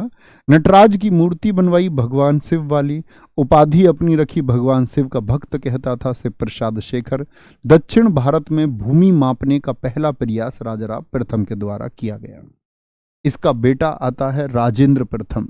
बहुत बढ़िया सर जी, मुझे टाइम नहीं है इतना कि मैं आपके प्रैक्टिस सेट देख पाऊं। बेटा मत देखो, आपको टाइम नहीं है तो मैं क्या कर सकता हूं इसमें? मैंने तो मित्र चला दिए थे ना वो। आपको पता है कि हर बार हर रोज सारे प्रैक्टिस सेट नहीं किए जा सकते भाई साहब, इतना तो मानना पड़ेगा ना। क्योंकि दोस्त अगर ऑफलाइन भी होता हमारा सेंटर और आप लेट ज्वाइन करते तो जो बच्चे पहले पढ़ चुके थे, सीधी सी बात है वो आगे तो रहेंगे। आप उनसे आगे कब निकल सकते हो? या तो आप उनके बराबर तैयारी कर ले या उनसे थोड़ी ज्यादा। अब आपने मित्र लेट ज्वाइन किया था और हमने जल्दी शुरुआत कर दी तो ये हमारी गलती थोड़ी ना रही। उस समय के तो जो हमारे बच्चे थे, जो हमारे साथ जुड़े हुए थे, तो हम तो उनको उम्मीदें दे करके चल रहे थे। अब ऐसा तो कभी हो नहीं सकता कि जी पहले सारे बच्चे आ जाए तब शुरू करेंगे, ऐसा नहीं हो सकता ना। राजेंद्र प्रथम कौन है? चोल वंश का शासक है। चोल वंश किधर है? तमिलनाडु। चोल वंश। और ये हम कभी पढ़ते नहीं है इतिहास में। देखो बाबर, हुमायूं, आप लोग बार बार पढ़ते रहते हो, है ना, पृथ्वीराज चौहान बार बार, तो ये बहुत सारी बार हम बस सारे बच्चे छोड़े रखते, तो ऐसा लगता है अजीब सा है ये, लेकिन पढ़ के जाना एक बार, ठीक है। आगे आएंगे। राजेंद्र प्रथम दक्षिण भारत का सिकंदर। नीलकंठ शास्त्री एक इतिहासकार हुए हैं, इन्होंने कहा है। दक्षिण भारत का नेपोलियन किसको कहा गया है? विंसेंट स्मिथ ने कहा है। क्या बोलोगे? विंसेंट स्मिथ ने कहा है। किसको कहा है? राजेंद्र प्रथम को। क्यों जी? क्या इसने भैया आपका नेपोलियन और सिकंदर की तरह एक क्षेत्र जीता? हाँ भैया, तमिलनाडु के बाद का इवन श्रीलंका तक ये आपका जल क्षेत्र इसी का था। पाल वंश के शासक जो आपका बंगाल में थे वहां जाकर तक भी इसने उनको हराया, श्रीलंका पर विजय प्राप्त की। इसने गंगकोंड चोल की उपाधि धारण की। गंगकोंड चोल से मतलब क्या था कि गंगा की घाटी में जाके, बंगाल और इधर गंगा की घाटी में जाकर के इसने विजय प्राप्त की। क्या बोलोगे? गंगा घाटी को जीतने वाला। बहुत बार पूछा गया है आप परीक्षा में, गंगा घाटी को जीतने वाला या गंगकोंडचोलपुरम। गंगकोंडचोलपुरम एक शहर भी इसने बसाया आपका तमिलनाडु में। क्या बोलोगे? एक गंगकोंडचोलपुरम। क्या? गंगकोंडचोलपुरम की स्थापना किसने की थी? कहां पर? आपका तमिलनाडु में। अब आप कहेंगे भैया ये तो नाम सुना नहीं। अब तुमने दिल्ली तो सुना होगा, उत्तर भारत में हो तुम, इसीलिए वो फैमिलियर लगता है। अंतिम चोल शासक कौन है? मुझे बताएं, संस्थापक कौन रहा चोलों का? तो आप कहेंगे अंतिम चोल शासक रहा राजेंद्र चोल तृतीय, जिसको अधिराज राजेंद्र भी हम कहते हैं, ठीक है। आगे आएंगे। आगे आता है फिर चेर वंश। अब सोचते चलेंगे। मुझे बताओ, अभी मैंने आपको बताया चोल वंश का चिन्ह क्या था। इनका राज चिन्ह धनुष है, बहुत पूछा जाता है। ये कौन से हिस्से में थे? तो मैंने बोला चोल तमिलनाडु वाले हिस्से में, और मित्र जो चेर वंश है वो केरल और तमिलनाडु वाले हिस्से में था, ठीक है। पुराना नाम केरल का चेर ही था, तो उसी नाम पर इसका नाम चेर वंश पड़ा। इसके संस्थापक उदयनजेरल है। राजधानी वंजी, कोरियर और तोंडी रही। लेकिन आपसे कभी पेपर में तीनों विकल्प ही दे दे और पूछे मुख्य राजधानी या कोई और विकल्प ना दे और वंजी लिखा हुआ हो, तो मुख्य राजधानी कौन चुनेंगे? वंजी को चुनेंगे, ठीक है। उदयनजेरल का ही नाम जो है प्रियदर्शी था। तो मुझे बताएं, अशोक के अभिलेखों को किसने पढ़ा था? आप कहेंगे भैया खोजा तो 1750 में टी फैंथेलर ने, लेकिन आपका पढ़ा किसने? जेम्स प्रिंसिप ने पढ़ा था 1837 में। तो जेम्स प्रिंसिप ने जब उन पर नाम पढ़ा प्रियदर्शी, तो एक प्रियदर्शी शासक प्रसिद्ध ये भी था, तो उसके दिमाग में गया कि कहीं ये प्रियदर्शी वही तो नहीं है केरल और तमिलनाडु वाला, ठीक है। लेकिन बाद में प्रिंसेस ने प्रियदर्शी का नाम श्रीलंका के शासक तिष्य से जोड़ करके देखा, तब उसको पता चला कि ये तो दक्षिण में शासन या आपका या बोले श्रीलंका की तरफ शासन करने वाले लोग थे, तब उसको स्पष्टता आई। शेख गुटुवन, इसको लालचेर और भल्लाल चेर बोलेंगे। किस चेर शासक को लालचेर या लालचेर किस शासक को कहा जाता था? शेख कुटुवन। यही वो व्यक्ति है जिसने सती यानी कन्नगी की पूजा शुरू करवाई। और इसकी सती यानी कन्नगी जानते हो ना आप? यस और नो? दक्षिण भारत की पार्वती क्यों प्रसिद्ध है ये भी बता चुका। तो गजबाहु शासक श्रीलंका का इस पूजा में भाग लेने भारत आता था, यानी इसके अच्छे संबंध थे श्रीलंका से भी। पेरून जेलर, इसने दक्षिण भारत में गन्ने की खेती शुरू कराई। और अंतिम शासक मांदर जेल एम्पोरोई है। तो क्या बोलोगे? संस्थापक कौन रहा आपका? क्या बोलोगे? आपका अंतिम शासक, सॉरी क्या बोलोगे? मादर जेल एम्पोरोई रहा। मादर जेल एम्पोरोई हो गया, कोई दिक्कत? तो क्या रूट वर्ड निकल के आया? जेरल जेरल जेरल। भैया बड़े विचित्र से नाम है, ठीक है। आगे आएंगे। भैया वज्जी तो गणतंत्र था उत्तर भारत में। मित्र ये उत्तर भारत पढ़ रहे हैं हम या दक्षिण भारत, आप ही बताइए। और वो वंजी नहीं था, वो वज्जी था, वो अज्जी था, वज्जी। बहुत आशीर्वाद है दोस्त जिन लोगों ने 80 सेट पूरे किए हैं, तुम कमाल करके आओगे, देख लेना, ठीक है। कमाल करके आओगे, कमाल। क्योंकि मित्र देखो, मेरे हाथ में सारे विषय नहीं। मन मेरा भी करता कि एक समय मुझे मिले 2 साल का, मेरे पास बच्चे पढ़े 2 साल 1.5 साल, मैं उसको पॉलिटी भी पढ़ाऊँ, मैं उसको ज्योग्राफी भी पढ़ाऊँ, मैं उसको इतिहास भी पढ़ाऊँ, लेकिन मुझे समय मिले एक विशाल। लेकिन निश्चित समय में तो भाई साहब बड़ी दिक्कत होती है। तो इसीलिए तो मैं एक्स्ट्रा एफर्ट लगाता हूँ। आप देखिए बहुत सारे एप्लीकेशन आज देश में ऐसे चल रहे हैं कि सिर्फ पेड कोर्स पढ़ाते हैं बच्चों को। यूट्यूब पर ना के बराबर प्रैक्टिस है। RWA कराता ना हर सब्जेक्ट की प्रैक्टिस, तो वो प्रैक्टिस मैंने 3 बजे की आज से शुरू नहीं की, उसको लगभग 2 साल से करा रहा हूँ मैं। हर एग्जाम के लिए कराता हूँ, इसी बात के लिए कराता हूँ कि बच्चों का कहीं कुछ मिसिंग है तो वो प्रैक्टिस सेट में मैं पूरा कर दूँ। क्योंकि ये तो जो बेसिक है जीएस का, ये तो पेड क्लासेस में या कहीं भी बेसिक मिलता रहेगा। इसके लिए मैंने तुमसे कहा भी है कि आप एक बार एक कोर्स ले लो, बार बार कोई कोर्स मत खरीदो, बार बार बाकी प्रैक्टिस सेशन ज्वाइन करे रखो, वो काफी है, ठीक है। ये कौन था? ये चेर वंश का आपका। और फिर कौन से आते हैं आपका? चोल, चेर, फिर पांड्य। पांड्यों का चिन्ह कौन सा था? मछली। अब मुझे बताओ चेरों का चिन्ह कौन सा था? संस्थापक नेडियोन है, बहुत इंपोर्टेंट है। समुद्र पूजा नेडियोन ने ही शुरू करवाई। राजधानी कोरकई और मदुरै। तो मुख्य राजधानी कौन सी रही है? मदुरै। तो मदुरै तो भैया तमिलनाडु में है। हाँ, तो तमिल साहित्य को ही तो पढ़ रहे हैं, तमिलनाडु के क्षेत्र में ही तो ये शासक हुए हैं, ठीक है। मेगस्थनीज के पांड्य वंश की जानकारी मिलता है मेगस्थनीज से। मेगस्थनीज ने कौन सी किताब लिखी थी जी? अपनी पुस्तक इंडिका में। क्या बोलोगे? अपनी पुस्तक इंडिका में उसने पांड्य वंश की जानकारी दी है, यानी कि पांड्यों का उसने एक वर्णन किया है। इसके बाद में आपका नेडियोन के बाद में नेजुडेलियन शासक बना। यही है नेजुडेलियन शासक जिसने कोवलन को दंड दिया था। क्या बोलोगे? कोवलन को दंड दिया था। चेर और चोलों को इसने संयुक्त रूप से हरा दिया था। इतना मजबूत भी था ये, इतना मजबूत भी था। कोवलन को दंड इसने दिया। और कौन से युद्ध में इसने हराया था चेर और चोलों को? ताते यांगलम का एक युद्ध हुआ। और इकट्ठे मित्र, क्या बोलोगे? इकट्ठे जो इसके समीपवर्ती थे आपका, क्या बोलोगे? चेर और आपका पांड्य, क्या बोलोगे उसको? सॉरी, चेर और चोल। चेर और चोल जो इसके समीपवर्ती थे, उन दोनों को इसने हरा दिया था तातेयांगलम के युद्ध में। अंतिम शासक हुआ मारवर्मन कुलशेखरन। कौन? अंतिम शासक हुआ मारवर्मन कुलशेखरन।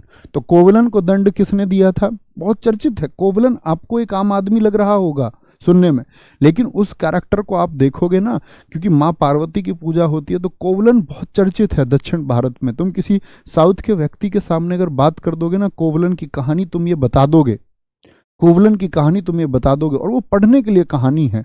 आप पूरी पुस्तक पढ़ेंगे तो मजा आ जाएगा। जैसे आप पूरी पुस्तक मणि मेखले पढ़ेंगे तो चरित्र निर्माण होगा आपका, सीखने को बहुत कुछ है, ठीक है। कोई दिक्कत, कोई परेशानी? आगे आएंगे, चले जी आगे, आगे चलते हैं। नेक्स्ट, अब आ गया वो टॉपिक जो बचा हुआ था, कन्नौज के लिए त्रिपक्षीय संघर्ष। जैसे मैंने कहा दक्षिण में मित्र आपका, दक्षिण में कौन था, दक्षिण में कौन था, अभी मैंने आपको बताया कांची है जी, कांची, क्योंकि कांची व्यापार के लिए प्रसिद्ध है। ऐसे ही ये तो हो गया कांची, तो साउथ इंडिया में, कहां पर, साउथ में हो गया। मैं अगर आपसे बात करूं नॉर्थ में कौन चर्चित था, आप कहेंगे भैया कन्नौज के लिए हर कोई तो कन्नौज भाग रहा था, राजा हर्षवर्धन थे तो कन्नौज आए, जो आपका शशांक और आपका देवगुप्त थे उन्होंने इनकी बहन राज्यश्री को मारा था, हर्षवर्धन की बहन को, तो कन्नौज के लिए संघर्ष था। तो क्या बोलेंगे, हर एक संघर्ष कन्नौज के लिए था। क्या बोलोगे, कन्नौज के लिए। तो कन्नौज के लिए जो संघर्ष हुआ इसमें 3 वंश एक्टिव हुए हैं दोस्त, ध्यान से देखना, आप बोर्ड पे देख भी रहे हैं 3 वंश कौन कौन से हैं। एक तो है पाल वंश। पाल वंश किधर थे, इधर बंगाल की साइड थे पाल, ठीक है, किधर थे ये पाल, P4 पाल बंगाल की साइड थे। ये लोग भी चाहते थे कि कन्नौज पर इनका अधिकार हो जाए, K4 कन्नौज पर। गुर्जर प्रतिहार वंश आपका, गुर्जर प्रतिहार वंश जो इधर आपका गुजरात राजस्थान की तरफ था, गुर्जर प्रतिहार वंश ये लोग भी चाहते थे कि कन्नौज पर इनका अधिकार हो जाए।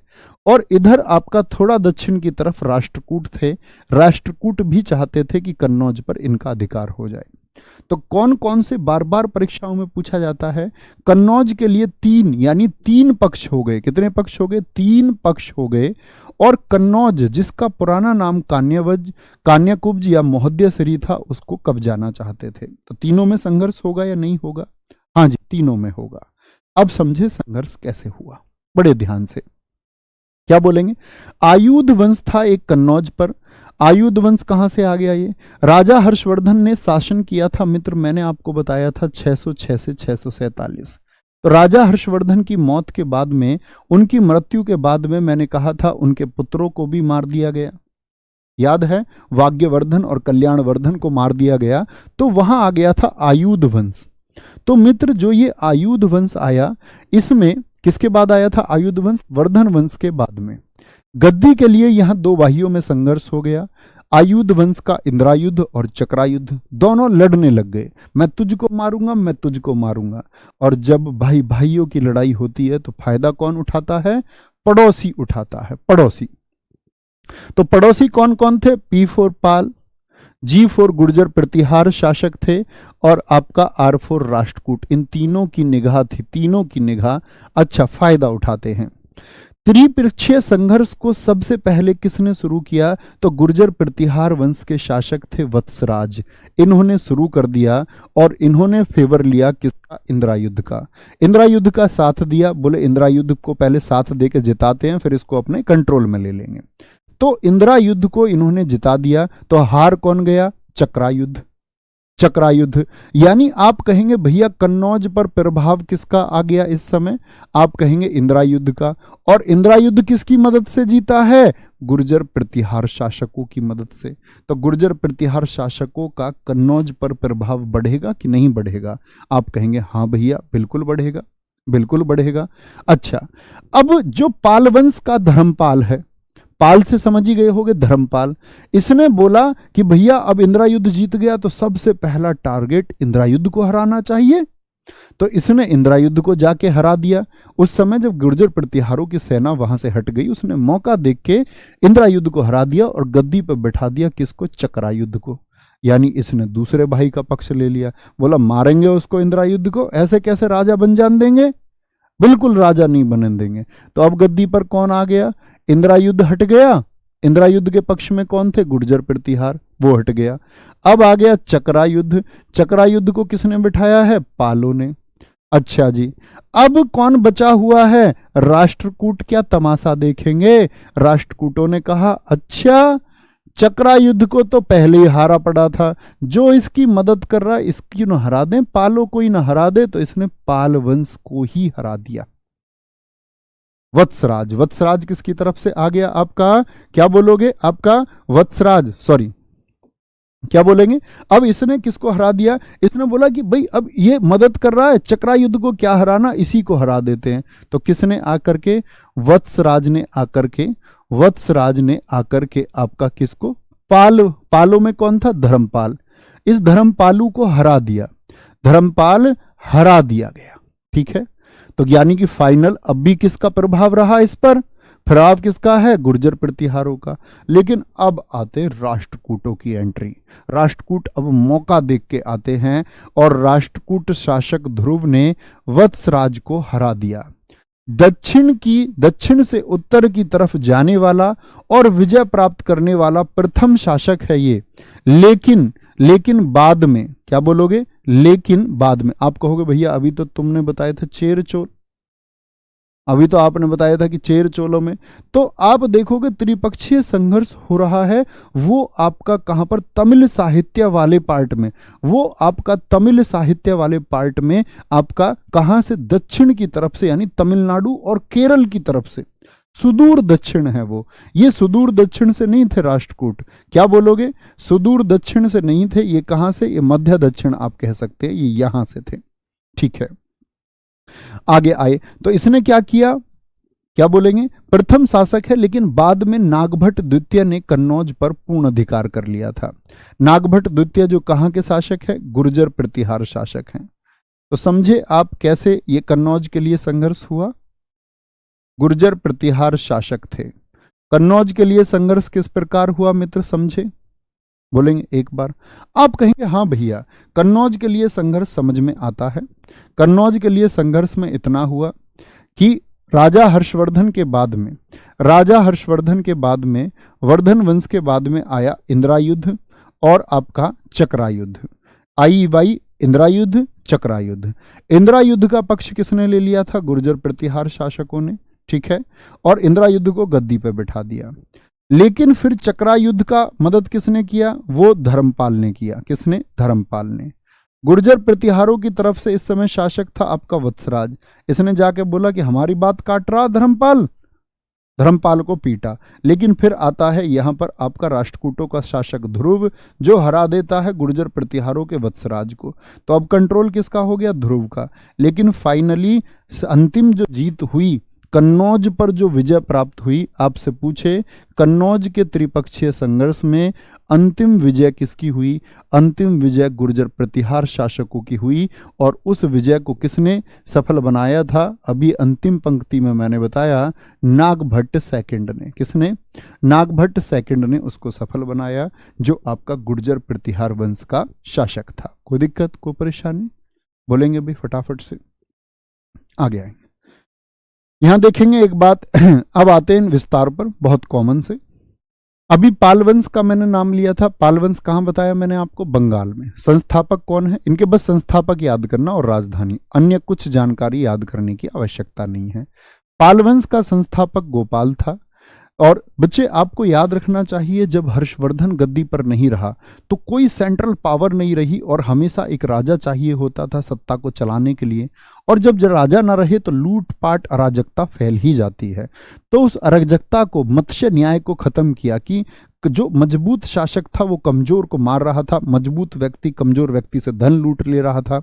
तो कमजोर जो है, कमजोर का दमन किया जा रहा था। तो वहां की जनता ने चुना है गोपाल को, खुद ही, जो एक न्यायप्रिय व्यक्ति था, उसको अपना राजा मान लिया। ठीक है, क्या बोलेंगे? मत्स्य न्याय को खत्म किया।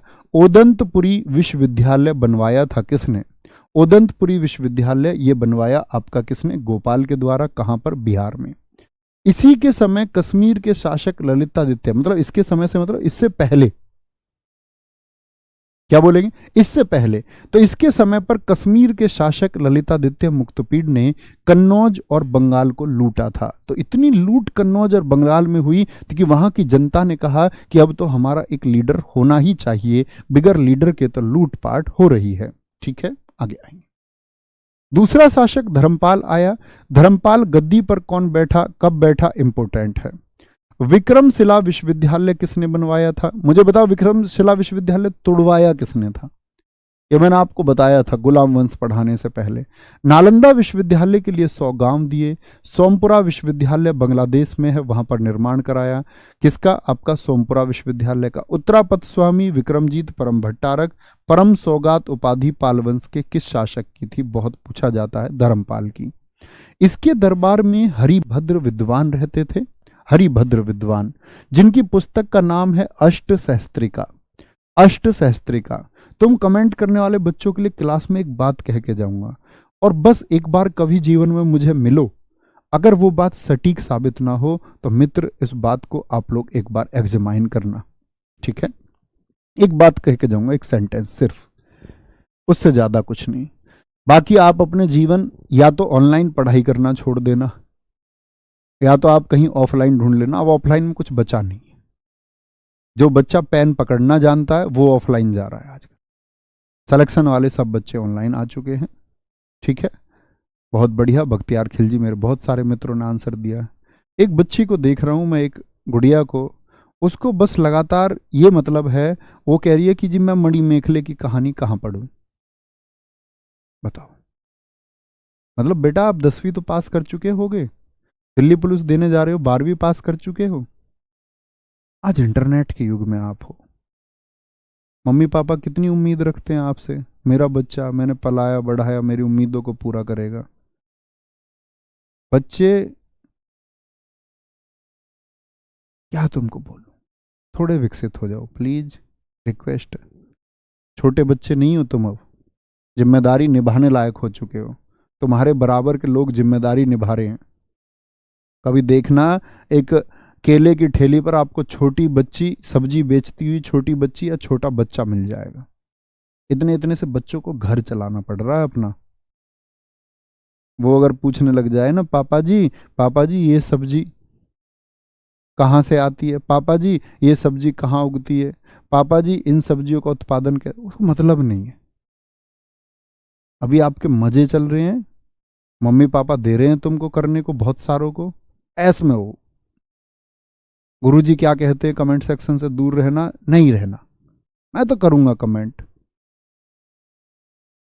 कुछ मूर्खों ने पूरी क्लास निकाल दी है आज तक की, पहले दिन से लिखना स्टैटिक जीके कब कराओगे। मतलब जो कर रहे हैं उनको उससे कोई मतलब नहीं है, उनको मतलब है बस स्टैटिक जीके कब कराओगे, इनसे बातें कर लो बस। बेटा मैं तुमको बता रहा हूं, जिंदगी में अंतिम समय पर सिर्फ मायूस हो जाओगे और कुछ नहीं प्राप्त कर पाओगे। आपके बच्चे स्कूल जाने वाले होंगे, बड़ी अंदर से भावना आएगी कि मैं अपने बच्चों को क्यों अच्छे से नहीं पढ़ा पा रहा हूं। तब अपने दिन याद करना मित्र, और तब सोचना कि जो समय मेरी असीम मेहनत का, परिश्रम का, ध्यान केंद्रित करने का, फोकस करने का समय था, मैंने उस समय को बातों में गवा दिया था, मैंने उस समय को कमेंट सेक्शन में गवा दिया था। मैं एक बात की जिद पकड़े रहा, बस स्टैटिक जीके कब कराओगे, और मेरे सारे विषय इस चक्कर में खराब हो गए। ठीक है, उम्मीद करूंगा, हमेशा आप लोगों को गाइड करने का प्रयास इसलिए करता हूं, मेरी बातें आप लोगों को कड़वी लग सकती है, लेकिन दोस्त मेरी बातों से कड़वी ज्यादा आपको अपना खराब भविष्य लगेगा जब वो खराब हो जाएगा। मेरी बातें तो शायद आपको जीवन भर याद भी ना रहेंगी। आज मैंने क्या कहा है ये आपको 1 महीने बाद याद नहीं रहेगा। कोई कटिंग होगी, कोई शायरी होगी तो याद रह जाएगी, वरना तब बातें तो भूल जाता है आदमी।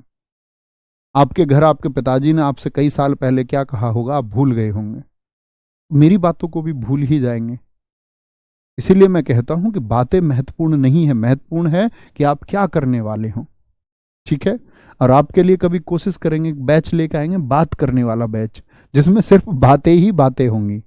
उसको कोई खरीदेगा क्या, उसको कोई नहीं खरीदेगा। उसमें बेतरतीब बातें करेंगे, आप कुछ कहोगे मैं कुछ कहूंगा, एक ऐसा बैच लेकर के आएंगे। ठीक है, चलो भाई चले आगे। और पूरी स्टैटिक जीके में एक भी मुझे ऐसा दिख गया ना इधर उधर की बातें करता हुआ, आपका कोर्स बीच में बंद कर दिया जाएगा।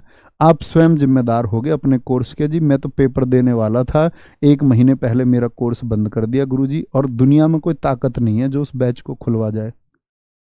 अगर मैंने बंद करवा दिया तो करवा दिया, फिर ये इलाज ढूंढूंगा मैं तुम्हें पढ़ाने का, तुम डंडे से पढ़ोगे, अब ऐसे नहीं पढ़ोगे। आओ आगे। धर्मपाल की जो पत्नी थी वो शनदेवी थी, राष्ट्रकूट वंश से संबंध रखती थी, यानी इसकी रिश्तेदारी थी राष्ट्रकूटों में। देवपाल बौद्ध धर्म का पुनर्संस्थापक है, जिसने बौद्ध धर्म को स्थापित किया आपका कहां पर, बंगाल में। विग्रहपाल महिपाल को भी पुनर्संस्थापक माना जाता है बौद्ध धर्म का। फिर आपका रामपाल। अंतिम शासक कौन है पाल वंश का, संस्थापक बताओ कौन बताया बच्चे, गोपाल। क्या बोलोगे, गोपाल। अंतिम शासक याद रख लो। पाल वंश के बाद बंगाल पर शासन किया सेन वंश ने, और सेन वंश के जो संस्थापक हैं वो कौन थे? सामंत सेन थे।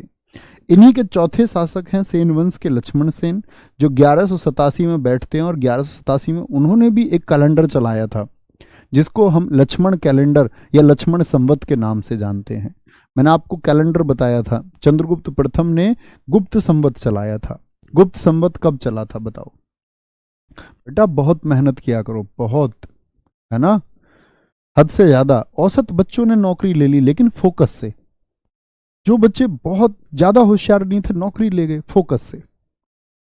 आप भी किसी सेलेक्टेड बच्चे से मिलो ऑनलाइन पढ़ के, आप पूछना उसे, दिल की बात पूछना। आपका दोस्त तो कमेंट करते थे, बोले नहीं। चलो बोले भाई फटाफट से, वेरी गुड, इनको ब्लॉक कर दो। ये जो है सामने, कोर्स बंद कर दो इनका। हाँ, बने ज्ञानी, कुछ नहीं होगा। चलो रहने देना, कोर्स मत करना, बाद में बोलेगा क्या पता पढ़ने में अच्छा बच्चा हो। ठीक है, लेकिन कमेंट ब्लॉक कर दो। गुर्जर प्रतिहार वंश 725 से लेकर के 1035 एडी। किसी को नहीं कराया, डरा रहा हूं मैं तुम्हें, मान जाओगे तुम, अच्छे बच्चे हो। मैं ऐसी बहका देता हूं तुम्हें कि मान जाओगे तुम, और तुम इसी का फायदा उठाते हो, है ना। आओ इधर। गुर्जर प्रतिहार वंश, ये वातापी के जो चालुक्य थे, मुझे बताइए वातापी के चालुक्यों का संस्थापक कौन था? वातापी के या बादामी के चालुक्य। इनकी राजधानी रही थी भीनवाल, राजस्थान। गुजरातरा राजस्थान और गुजरात के मध्य का क्षेत्र था, तो गुजरातरा, तो वहां इन्होंने शासन किया, तो इसलिए गुर्जर प्रतिहार शासक कहलाए। गुजरातरा स्थान की वजह से, जो गुजरात से संबंध रखता था। प्रतिहार का मतलब होता है द्वारपाल या रक्षक। प्रतिहार किसके थे? ये वातापी के चालुक्यों के। संस्थापक कौन है? नागभट्ट प्रथम, जिनको माना जाता है वास्तविक संस्थापक। कौन? वास्तविक संस्थापक। और इनके बारे में, गुर्जरों की उत्पत्ति के बारे में जो आपका चंद्रबरदाई का कथन है, उसने कहा ऋषि वशिष्ठ ने किया था अग्निकुंड, और अग्निकुंड में जब यज्ञ हुआ तो उससे चार जातियों का उद्भव हुआ, प्रतिहार, परमार, चालुक्य और चौहान। ठीक है, चौहान, ठीक है, चौहान। तो क्या बोलेंगे? परमार, चालुक्य, चौहान और प्रतिहार। तो 4 ये जातियों का उद्भव बताया गया। एहोल अभिलेख जो किसने जारी कराया था? पुलकेशिन द्वितीय ने। उसमें भी हमको गुर्जर शब्द सामने आया। बाउक घटियाला अभिलेख जो क्या बोलोगे, कुनकुक द्वारा जारी कराए गए, उनसे भी गुर्जर प्रतिहार वंश की जानकारी मिलती है। नागभट्ट के 2 भतीजे थे, यही है, एक कुनकुक और एक देवराज। नागभट्ट जिन्होंने स्थापना की किसकी? आपका गुर्जर प्रतिहार वंश की। तो देवराज के पुत्र हुए वत्सराज। वो कौन है? देवराज नागभट्ट के भतीजे हैं। और यही वत्सराज कौन से हैं? वत्सराज क्या बोलोगे? इनको हम वास्तविक संस्थापक भी मानते हैं, और इन्हीं की उपाधि थी आपका रणहस्ती और जयवराहा। जयवराहा। वत्सराज का पुत्र हुआ नागभट्ट द्वितीय। वत्सराज अभी पढ़ा था कन्नौज के लिए त्रिपक्षीय संघर्ष में। आप कहेंगे हाँ भैया, वत्सराज को हरा दिया गया था। किन के द्वारा हरा दिया गया था? राष्ट्रकूटों के द्वारा, ध्रुव के द्वारा हरा दिया गया था। और वत्सराज के पुत्र थे नागभट्ट द्वितीय, जिन्होंने त्रिपक्षीय संघर्ष का अंत किया। त्रिपक्षीय संघर्ष में इन्होंने किसको हराया? ध्रुव, जिसने वत्सराज को हराया था। ध्रुव को हराकर कन्नौज को अपनी राजधानी बनाया। यानी कन्नौज जो राजधानी बनी थी वो किसकी बनी थी? गुर्जर प्रतिहार वंश ने, क्या बोलेंगे, गुर्जर प्रतिहार वंश ने उसको टेक ओवर कर लिया था। एक यहां पर व्यक्ति हुए गुर्जर प्रतिहार वंश में ही रामभट्ट। रामभट्ट के पुत्र हुए सम्राट मिहिर भोज, जिनका शासन रहा 836 से 885। 49 वर्षों का शासन रहा। कितने वर्षों का? 49 वर्षों का। क्या बोलेंगे जी? इनके समय पर अरब यात्री सुलेमान आया। इनके समय पर अरब यात्री सुलेमान आया। कल्हण ने राजतरंगिणी में प्रशंसा की है सम्राट मिहिर भोज की, और उपाधि है इनकी आदिवरहा। आदिवरहा। आप लोग जानते हैं मिहिर भोज जी के ऊपर विवाद कितना देश में प्रचलित है। इतना प्रचलित विवाद है मित्र की वह आपका कोर्ट में है। कोर्ट में है और उस पर वो डिसाइड नहीं कर पाते। बार बार आप देखते हैं जातीय संघर्ष उभर के आता है। मैं तो कहूंगा दोस्त, अगर कोई महान व्यक्ति हैं और उनको अगर 2 जातियां स्वीकार कर रही हैं तो 2 जातियां उनको स्वीकार कर रही हैं, इससे बढ़िया क्या बात है? व्यक्तियों को नकारा जा रहा है, अगर किसी को स्वीकार किया जा रहा है तो अच्छी बात है। उसके लिए प्लीज संघर्ष ना करें। एक बार मैंने ये एक जाति से बता दिए तो बहुत सारे बच्चों ने विरोध किया, उन्होंने कहा गुरुजी आपको ये निर्णय नहीं है, और उनका कहना भी ठीक था, शायद उस समय मेरी रिसर्चेज उस तरह की नहीं थी कि मैं इनको बता दूं इस तरह से, ठीक है, ये बात याद रखेंगे। तो क्या बोलेंगे, इन्होंने क्या किया है, स्वयं को लक्ष्मण का वंशज बताया है, और ग्वालियर अभिलेख में इस बात का वर्णन किया गया है, ग्वालियर अभिलेख में। इनके बाद में एक शासक हुए महेंद्र परवन, महेंद्र पाल। इनके राजकवि हैं आपका राजशेखर। महेंद्र पाल किससे शासक हैं, गुर्जर प्रतिहार वंश के। क्या बोलोगे, राजकवि राजशेखर, इनकी रचना पूछी जाती है बार बार हर एग्जाम में, एसएससी सीजीएल मेंस 2023 पूछी गई, कर्पूर मंजरी। क्या बोलोगे, काव्य मीमांसा, बाल रामायण, भुवन कोश, हर विकास, ठीक है, 2022 मेंस। महिपाल इनके दरबार में रहते थे राजशेखर कवि। आप कहेंगे भैया यहाँ भी, वो जीवित हैं, शासक जीवित नहीं है। अरब यात्री अलमशूदी आया, अलमकसीदी भी आया था जिसने मानसून के बारे में लिखा है। इसने, अलमशूदी ने गुर्जरों को अल्बोरा या बोरा कहा है, या कहूं तो गुर्जरों को हुइनसांग ने कहा था कुचैलो। हुइनसांग की पुस्तक का नाम बताएं, हुइनसांग की पुस्तक का क्या नाम है, उसमें गुर्जरों को कुचैलो किस में कहा गया है, किस पुस्तक में, बोलेंगे अभी फटाफट से। भैया कॉइन टॉपिक भी मैं वो अपलोड करा दूं, कॉइन इतना सा टॉपिक है, उसमें सिक्कों के नाम है, कोई टॉपिक नहीं है वो, उसमें सिक्कों के नाम है, किस राजा ने कौन से सिक्के चलवाए थे, अकबर है, ससगनी सिक्का है, वो मैं इसमें ऐड करवा दूंगा, ठीक है, एक बार देख लेना उसको। कॉइन में राजा का नाम, जैसे अकबर ने चांदी का कौन सा सिक्का जारी कराया, अकबर ने चांदी का ये सिक्का, जैसे इल्तुतमिश टंका, बहुत सारे तो मैं आपको बता चुका था, ठीक है, ससगनी है आपका, जिल्ले सिक्का है, उस तरह के सिक्के मैं वो अपलोड करा दूंगा इसमें, ठीक है, ऐड करा दूंगा, 5 मिनट भी नहीं लगेंगे तुमको पढ़ने में, ओके। सीयू की। क्या बोलोगे, राज्यपाल, ये भी आपका शासक रहे, किसके, गुर्जर प्रतिहार वंश के। और इसके बाद में यशपाल, यशपाल कौन है, आपका अंतिम शासक है, गुर्जर प्रतिहार वंश के अंतिम शासक। और यशपाल को चंद्रदेव जो गेहड़वाल वंश का था उसने हरा दिया था। गेहड़वाल वंश आपने इतिहास में पढ़ा है कि नहीं पढ़ा है, आपको याद होगा, गेहड़वाल वंश में मैंने एक राजा का नाम लिया था आपका, और वहां पर मैंने थोड़ा बताया था इनके बारे में कि गेहड़वाल वंश वो था जो आपका कन्नौज पर शासन करता था, याद है, राजा जयचंद। 1194 का चंदावर का युद्ध बहुत शानदार। क्या बोलेंगे, राष्ट्रकूट वंश, राष्ट्रकूट वंश रहा है तीसरा वंश, यानी पाल पढ़ा, गुर्जर प्रतिहार पढ़े, और राष्ट्रकूट वंश। तो ये भी कौन थे, वातापी के चालुक्यों के मंत्री थे, फिर ये भी अलग हो गए। और दंती दुर्ग ने स्थापना की थी राष्ट्रकूटों को हरा के। दंती दुर्ग ने किसको हराया था जरा बताएंगे, आज ही की क्लास में बताया। राजधानी राष्ट्रकूटों की रही है मान्यखेत, बहुत पूछी जाती है। इन्हीं के शासक हैं दंती दुर्ग के बाद में कृष्ण प्रथम, याद है, कृष्ण प्रथम ने क्या कर दिया था, परांतक प्रथम को हरा दिया था, ठीक है। तो कैलाश मंदिर महाराष्ट्र में बनवाया। गोविंद द्वितीय के बाद में एक शासक आया राष्ट्रकूटों में, ध्रुव, जिसने त्रिपक्षीय संघर्ष में भाग लिया था। और ध्रुव ने किसको हराया था, ध्रुव ने वत्सराज को हराया था। वत्सराज जो गुर्जर प्रतिहार वंश का शासक था, वत्सराज को हरा दिया था। क्या बोलोगे, वत्सराज को हराया था, लेकिन बाद में फिर गुर्जर प्रतिहार ही जीते। तो ध्रुव जिसको हम धारावर्ष कहते हैं, इसके बाद में गोविंद थर्ड, फिर अमोघ वर्ष ने जैन धर्म को अपनाया।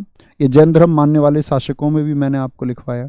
और कविराज मार्ग पुस्तक किसकी है, कन्नड़ भाषा में, तो कौन है आपका राष्ट्रकूट वंश का शासक, अमोघ वर्ष है। क्या बोलेंगे भी फटाफट से, अमोघ वर्ष है, कोई दिक्कत कोई परेशानी, आगे आएंगे। अंतिम शासक कौन रहा इनका, कर्क द्वितीय रहा। और अंतिम शासक कर्क द्वितीय को हराया तैलब द्वितीय ने, किसने, तैलब द्वितीय ने। और वही तैलब द्वितीय था जिसने किसकी स्थापना की थी, बताएंगे मुझे, जिसने आपका कल्याणी के चालुक्यों की स्थापना की थी। यहीं पर मित्र दी एंड होता है, आपका दी एंड होता है। मैं इसमें जो सिक्के हैं, वो सिक्के मतलब किस राजा ने कौन सा सिक्का चलाया, जैसे टंका, इल्तुतमिश, इस तरह से लिखवा के इसी में ऐड करके पीडीएफ आपके पास पहुंच जाएगी। तो मित्र जो नोट्स वाला बच्चा लिखने वाला, वो जरूर ऐड करना सिक्के इसमें, पीडीएफ तभी डालनी है बच्चों की, ठीक है। संयोगिता के पापा जयचंद हैं। तो मित्र हमने बहुत कम समय में इतिहास पढ़ा, बहुत कम समय में, यानी आयोग के द्वारा जितना टाइम हमें दिया गया है उसमें एक सीमित समय में। शायद कितनी तारीख से हमारी क्लासेस शुरू हुई थी, 24 से ना, क्लासेस कब से शुरू हुई थी दिल्ली पुलिस की? शायद 24 से ही हुई थी, 22, 23, 24 से ऐसे ही। और लगभग हमारी बीच में छुट्टी भी रही, संडे भी, कभी सैटरडे भी। तो कुल मिलाकर के हम बात कर सकते हैं शायद 30 ही क्लास हमारी लगी होंगी। और 30 क्लास में हमने ऐसा भी नहीं है, जो अनइम्पोर्टेंट टॉपिक थे वो हमने थोड़ा स्पीड से पढ़े, इसमें हल्की सी स्पीड से, ठीक है, आप लोगों ने पढ़े होंगे। जो समझने वाले टॉपिक थे वो हमने बहुत धीरे धीरे, जैसे प्राचीन समझने वाला था, आधुनिक भारत के जो हिस्से समझने वाले थे, शेष इतिहास को हमने थोड़ा, क्या बोलेंगे, थोड़ा सा 2 क्लास में किया। उसको अगर एक ही क्लास में कर लेते तो ज़्यादा ठीक होते, उससे ना ज़्यादा प्रश्न पूछे जाते, ना कोई अर्थ है। बोलेंगे कोई दिक्कत? अच्छा, 21 से शुरू हो गई थी, 21 से, एकदम ठीक है। थैंक यू लगी है, क्या कह रहे हैं, क्या लगी है? ठीक है, कोई नहीं, कोई नहीं, ठीक है। तो भाई साहब थैंक यू टू मच, यहाँ पर दी एंड होता है। कल मिलेंगे आपका स्टैटिक के बारे में, कल स्टैटिक के बारे में मैं आपको ये बताऊंगा। देखो आज ही गाइड कर देता हूँ, कल जब माइंडसेट बना के आओ, एक तो नए स्टूडेंट 2 तरह के हो सकते हैं स्टैटिक जीके पढ़ने वाले, नए और पुराने। जिन बच्चों ने मेरी स्टैटिक जीके पढ़ रखी है, जैसे मैंने यूट्यूब पे करा रखी थी सीजीएल के लिए, यूट्यूब पर लाखों बच्चों ने देखी है, यूट्यूब पर सीजीएल के लिए करा रखी है, एक तो वो जिन्होंने वो कर रखी है, और उसके बाद में जिसने प्रैक्टिस सेट लगा रखे थे 80। मैं ये कहूँगा कि उस बच्चे को बैच वाली स्टैटिक जीके के लिए अलग से 1 घंटा देने की जरूरत नहीं है, खत्म। इतना काम कर लो, या भैया इतना काम कुछ नहीं किया है, इतना काम कुछ नहीं किया है, मैं सिर्फ इस बच्चे को और गाइड करूंगा कि रिवीजन अगर करना चाहता है तो सिर्फ पीडीएफ पढ़ ले। हमारी रोज की क्लास की पीडीएफ होगी, 2-4 दिन में एक बार देखता रहे। नए बच्चों को क्या होगा भैया, आपको स्टैटिक मतलब रटना, स्टैटिक मतलब रटना, और स्टैटिक में वो उतना बेहतर है जो रट पाए। तो रटने का माइंडसेट बना के आना भैया, एक दिन में जो दे दोगे, जो डिलीवर कर दोगे, अगले दिन रट के आऊंगा। जो संभव मदद मुझसे हो पाएगी आपको रटवाने में, वो मैं करूंगा। हालांकि स्टैटिक जीके में सबसे बेहतरीन काम होता है कंटेंट देना, और सबसे ज़्यादा जीएस में जो पार्ट आएगा वो कौन सा आएगा, स्टैटिक जीके। सबसे ज़्यादा क्वेश्चन पूछे जाएंगे किसके, सबसे ज़्यादा। इसीलिए तो बोला कि इसको पेपर के टाइम पे पढ़ेंगे, क्योंकि इसको ज़्यादा देर से पढ़ लो तो भूलना तय है, क्योंकि रट्टाफिकेशन का सब्जेक्ट है, इसमें फैक्ट नहीं है जी। ये बोलने लग जाओ कभी जी बिहार में ही ये उत्सव क्यों मनाया जाता, फिर मूर्ख बच्चे कहलाओगे, ठीक है, मूर्ख बच्चे। तो रटने के लिए तैयार रहना, रटने का ये सब्जेक्ट है, और बाकी समझने योग्य जो बातें हैं वो आपका भाई आपको समझाता ही रहेगा। तो कल से शुरू करेंगे इस जर्नी को, ठीक है। कल आप सब लोगों का स्वागत है, थैंक यू। जय हिंद, जय भारत, जय मां सरस्वती। बहुत सारा प्यार। आप सब लोग मित्र हमेशा एक उम्मीद रखते हैं, और मेरी बातें कभी आपको ऐसे कड़वी लगे ना तो ये समझ लेना, घर में आपका सगा बड़ा भाई आपको सही ट्रैक पे ले जाना चाह रहा है। तो कभी किसी को बुरा नहीं लगना चाहिए, थोड़ा कड़वा लग सकता है, कोई नहीं, फिर मैं आपको हंसाता भी तो हूँ, है ना, तो कड़वा नहीं लगना चाहिए। ध्यान रखिए। जय हिंद, जय भारत।